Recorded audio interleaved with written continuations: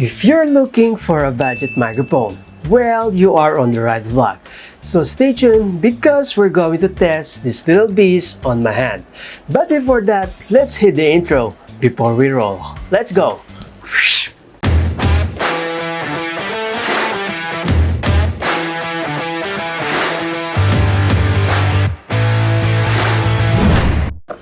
What's up mga idol, Tantan here and welcome back to another video of camera lens review. Thank you so much for keep coming back to my channel.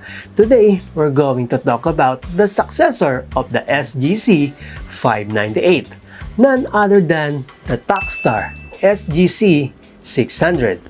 And for those of you who don't know about the Takstar it's an electronic company primarily audio out of China for about 35 years. So without further ado, let's go! This is the Takstar Sgc-600. It's a shotgun microphone powered by a single AA battery. It comes with a split type cable for phone and the other one is for headphone or earphone. There is a new design called shoe for anti-vibration structure effectively reduce the mechanical noise and vibration noise. It also got a switch for a plus and minus dB or decibels and a switch for low cut as well to cutting out the background noise for 200 Hz. And last but not the least, the switch for on and off. As you can see, I'm holding the Takstar Sgc-600 and what I'm using right now is the internal mic of my Fujifilm X-H1. So let's go ahead and put it on to see how it sounds. This is the audio quality of the Takstar Sgc-600 into normal dB or decibels. Test mic 1, 2, 3, test mic 4, 5, 6. And this is the audio quality of the Takstar Sgc-600 switch to plus 10 decibels or dB. Test mic 1, 2, 3, test mic 4, 5, 6. And this is the audio quality of the Takstar Sgc-600 switch to minus 10 decibels or dB. Test mic 1, 2, 3, test mic 4, 5, 6. So, we're back into normal dB or decibels. But before we try the Takstar Sgc-600 outside, let's do it with a guitar. Let's go!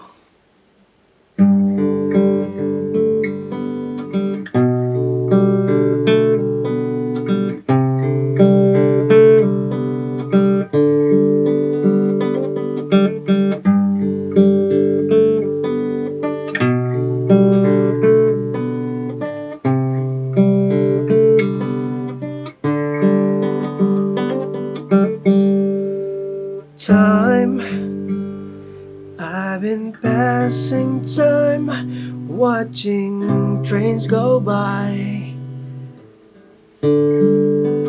All of my life. Let's go.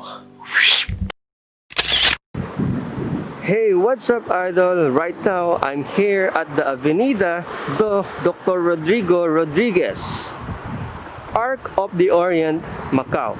As you can see, there's a lot of happenings going on.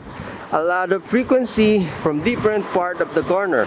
So this is a test for the audio quality of the Takstar Sgc-600. Test mic 1, 2, 3.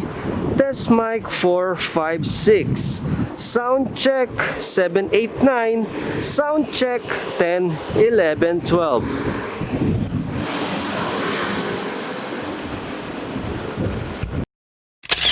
So, overall, the quality of audio from the Takstar Sgc-600 is good enough.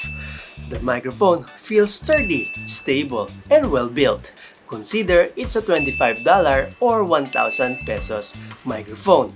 I like the new cold shoe design for anti-vibration.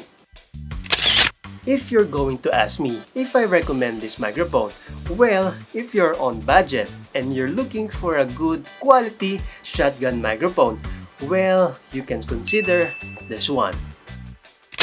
And that's it for today mga idol. But before that, shout out to one of my friends and the reason why I learned Adobe Photoshop. Shout out to Idol Raymond Talampas, a portrait photographer here in Macau. I will put his link down below so you can visit and check his Instagram and Facebook. Thank you so much until the end, and please don't forget to subscribe and hit the notification bell so every time I post a new video, you'll get notified. Once again, this is Jonathan Sanchez aka Tantan. We make a living by what we get. We make a life by what we share. Ingat kayo mga idol! Have a good day and God bless you. Let's go!